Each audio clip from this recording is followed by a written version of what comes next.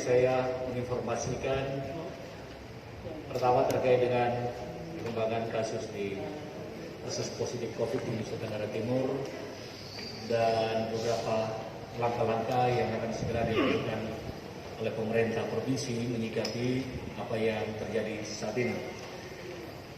Yang pertama terkait dengan hasil testing atas swab yang telah ada di laboratorium kita. Kondisi per tanggal 26 Januari itu ada tambahan kasus positif sebanyak 150. Kalau tanggal 25 Januari ada 123. Jadi setiap kali kalau kita ikuti data masih cenderung tinggi jumlah yang terpapar COVID positif. Sehingga kondisi per tanggal 26 Januari dengan tambahan kasus sebanyak 150, total di Nusa Tenggara Timur sebanyak 4.596 kasus. Dan tanggal 26 Januari ada tambahan sembuh sebanyak 27, sehingga total sembuh sampai dengan tanggal 26 Januari sebanyak 2.189 pasien. Hingga kasus aktif saat ini tertinggal 2.280. Tambahan meninggal 3, sehingga total meninggal sampai dengan hari ini adalah sebanyak 125 orang. Kalau kita cermati data pertumbuhan ini, pertambahan ini, khusus Kota Kupang itu berkontribusi kurang lebih 50% dari peningkatan ini. Sehingga dengan melihat tren seperti ini, provinsi memandang perlu untuk mengambil langkah-langkah, melakukan langkah-langkah bersama pemerintah kota, paling tidak untuk memotong mata rantai yang ada untuk mengurangi percepatan pertumbuhan ini. Sedapat mungkin kita mengarah, tentunya kita bersama mengarah kepada tidak ada lagi penambahan. Terkait dengan ini, rencana ini, tadi jam 9 pagi kami telah mengundang tim gugus tugas dari Kota Kupang untuk melakukan rapat merencanakan bersama langkah-langkah yang segera akan dilakukan di Kota Kupang. Prinsip dari penanganan ini atau skenario penanganan COVID secara garis besar. Kalau secara garis besar penanganan COVID itu adalah yang pertama kita mencegah orang terpapar, dan yang kedua adalah bagaimana tangani orang terpapar. Mencegah orang terpapar tentunya antara lain dilakukan melalui penegakan disiplin 3M, menggunakan masker, menjaga jarak, dan mencuci tangan. Sedangkan menangani orang terpapar itu dilakukan melalui pertama menemukan orang-orang terpapar itu dengan melakukan tracing dan testing, dan setelah menemukan dilakukan upaya-upaya terkait dengan treatment, yaitu menyembuhkan baik melalui isolasi mandiri maupun penanganan di rumah sakit.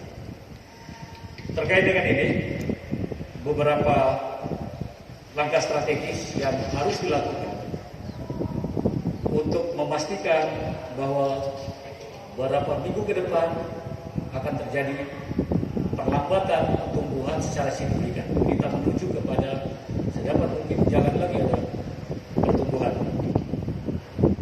Kalau kita perhatikan pertumbuhan penularan COVID ini dengan kelipatan perkalian yang tinggi akhir-akhir ini, maka langkah-langkah yang perlu dilakukan adalah dengan prinsip begini. Pertama, kalau makin banyak mata rantai penularan yang dapat kita putuskan, maka sudah pasti makin lambat penularan itu.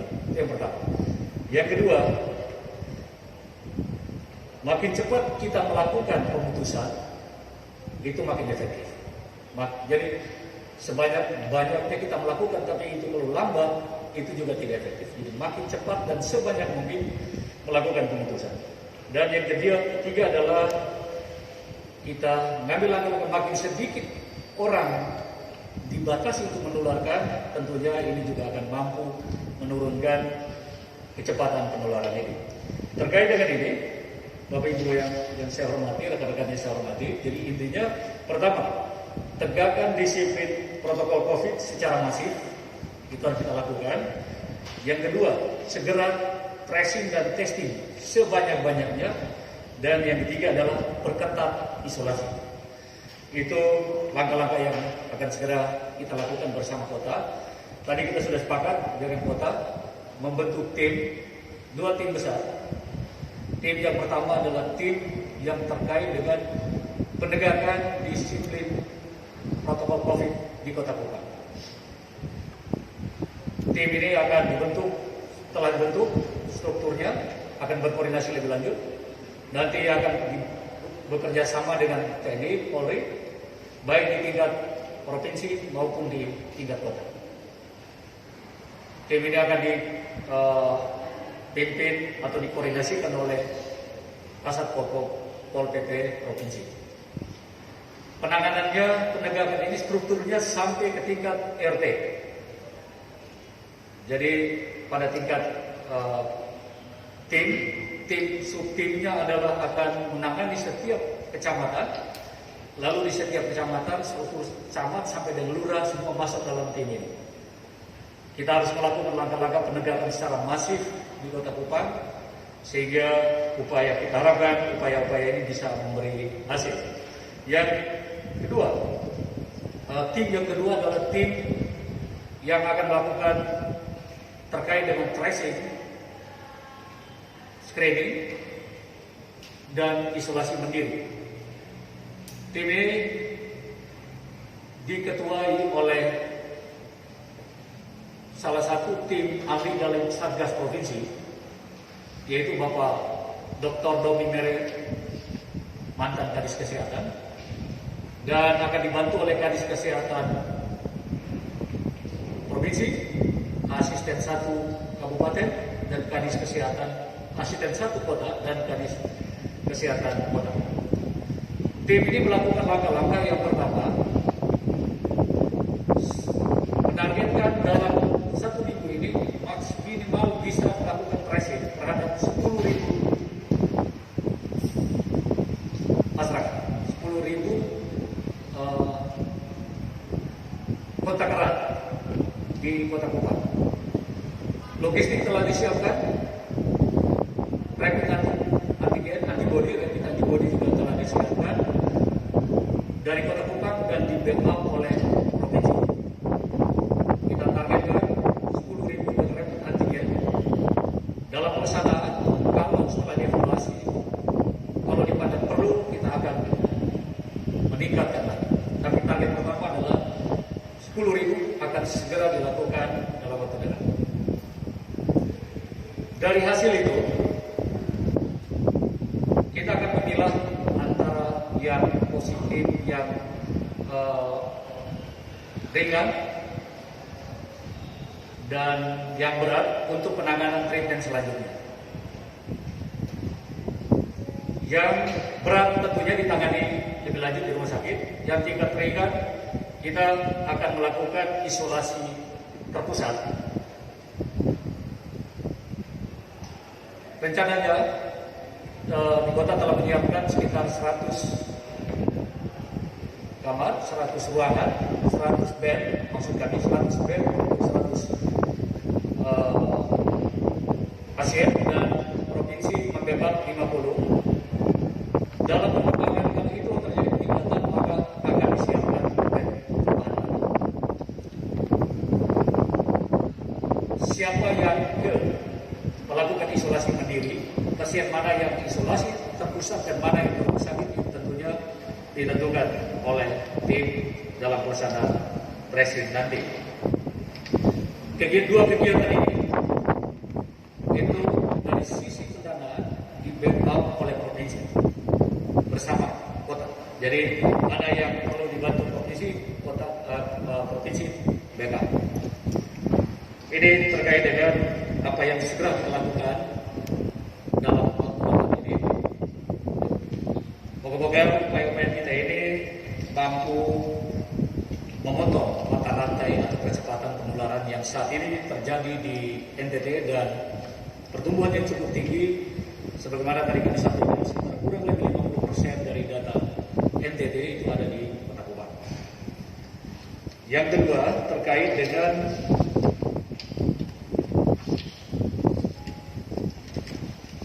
vaksinasi.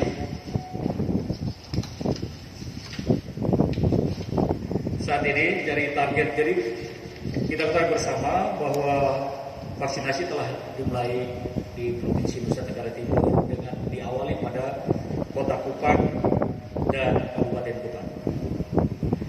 Tenaga kesehatan yang ada di Nusa Tenggara Timur yang menjadi target vaksinasi adalah sebanyak 34.117 orang. Kita telah mulai di Kabupaten Kupang dari vaksin yang dikirim sebanyak 13.200. Target untuk melakukan vaksin di Kota Kupang dan Kabupaten Kupang untuk 5.705 nakes. Sampai hari ini sudah terrealisasi sebanyak 1.453, 900 di Kota Kupang dan 553 di Kabupaten Kupang. Sekarang terus gencar dilakukan di kedua kabupaten kota ini. Kita harapkan ini segera selesai dalam waktu dekat. Kita juga telah menerima vaksin tahap kedua sebanyak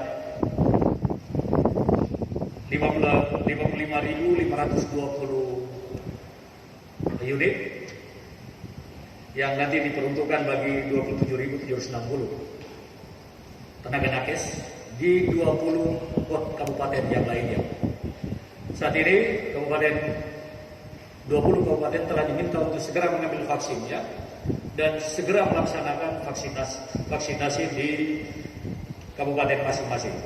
Sampai dengan hari ini Kabupaten Alor dan Nagingio telah ambil, kabupaten lain kita harapkan sesegera mungkin mengambilnya untuk segera melaksanakan vaksinasi di kabupaten masing-masing. Itu informasi terkait dengan hal-hal yang sedang dan akan dilakukan oleh pemerintah dalam hal ini gugus tugas COVID dalam rangka menangani percepatan atau peningkatan penularan COVID di Provinsi Nusa Tenggara Timur. Yang terakhir, informasi Bapak Gub dan Bapak Wagub sudah sehat. Beliau berdua telah sembuh. Bapak Wakil Gubernur telah mulai berkantor dan Bapak Gubernur rencana tanggal 30 nanti akan kembali ke Kupang dan berkantor lebih lanjut. Demikian rekan-rekan informasi yang bisa kami sampaikan kepada Bapak Ibu sekalian. Selamat sore. Silakan. Apa saksi pemerintah terkait dengan corona melanggar protokol kesehatan? Sebenarnya kita lanjut warga dan kendaraan bermotor tidak pakai masker. Baik. Jadi tadi ketika rapat dengan pemerintah kota, memang sejauh ini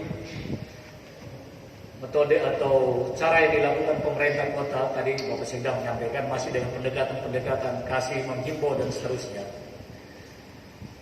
Dan evaluasi kota ternyata itu tidak efektif juga. Sehingga tim dalam melaksanakan tugas nanti harus mengambil langkah-langkah yang lebih tegas sesuai dengan ketentuan. Dan tadi kami telah arahkan kepada tim untuk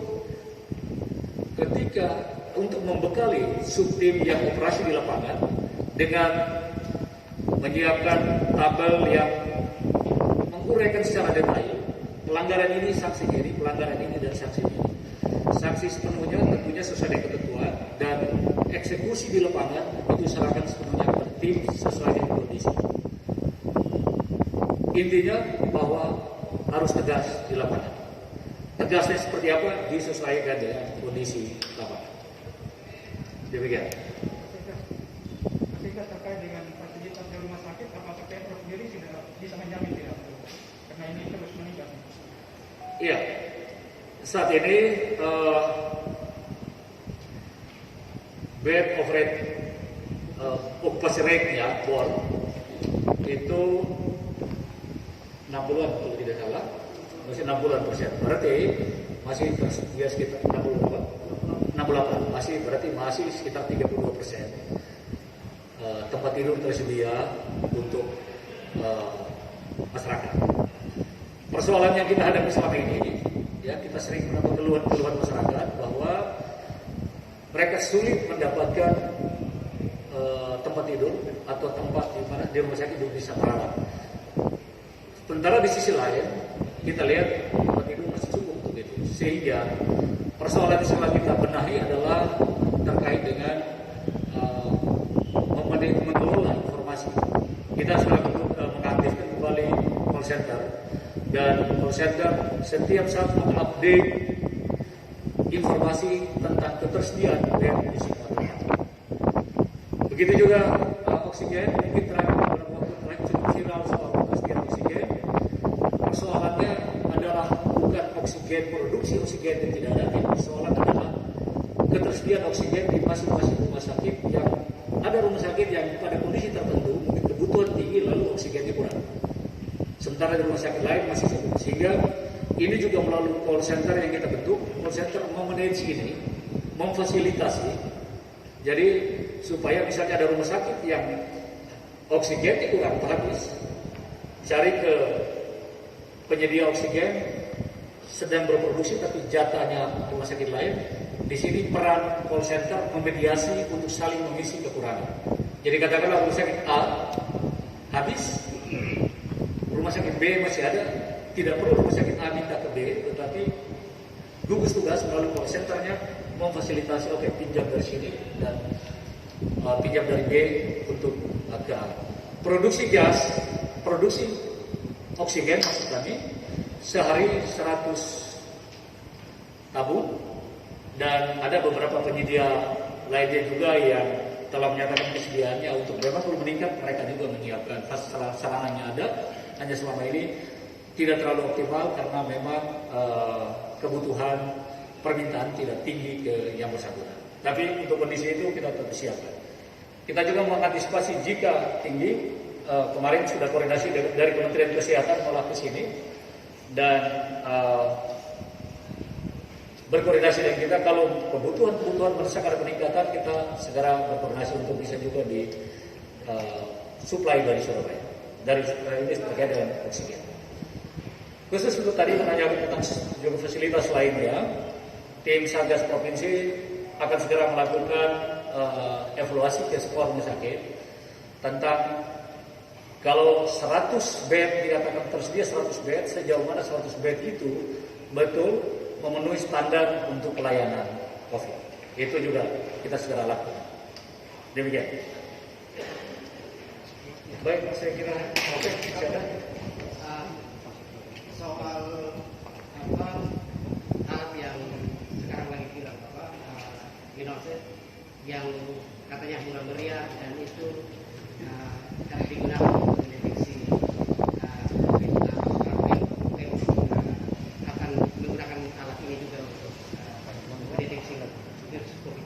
Iya, saya sudah minta teman-teman di Dinas Kesehatan sedang berkoordinasi untuk mengecek tentang alat ini, ketersediaan produksinya seperti apa, harganya seperti apa. Kita berencana untuk juga menyiapkan untuk keperluan di tingkat itu.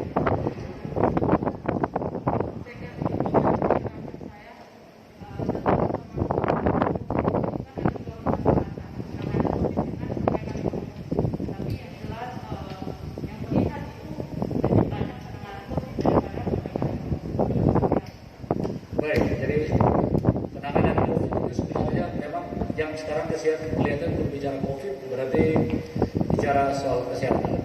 Tapi penanganan COVID secara komprehensifnya adalah menangani aspek sosial, ekonomi, dan juga kesehatan. Kesehatan saya kira kita semua banyak tahu, sosial kita semua juga banyak tahu apa yang saat ini dilakukan melalui bansos-bansos, dan ekonomi ini memang kalau di tingkat provinsi kita tidak langsung katakanlah membantu orang per orang untuk urusan-urusan ekonomi mikro dan seterusnya. Itu juga ada pos-posnya secara nasional. Pemerintah provinsi mengintervensinya melalui pengembangan kegiatan di sektor-sektor. Jadi konsepnya begini, kita harapkan pengembangan di sektor pertanian, di peternakan, semua itu jalan. Badai ini berlalu, kita jangan sampai sektor-sektor kita ini mati katakanlah. Itu yang dari sektor ekonomi kita lakukan. Beda dengan secara nasional, tentunya kita lihat ada beberapa program-program yang terkait dengan UMKM dan seterusnya. Sedikit tambahan Pak, soal kesiapan tenaga medis kita, apalagi rapid test ini akan dilakukan secara massal.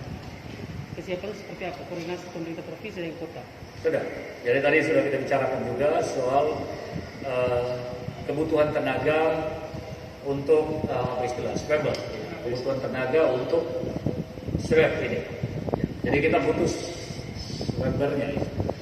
Itu sudah kita perbincangkan tadi secara teknis dengan teman-teman di kota, dan SDM dan logistik di backup juga oleh provinsi bersama kota kita lakukan di kota. Itu sih. Baik, terima kasih adik-adik. Selamat siang, Tuhan memberkati.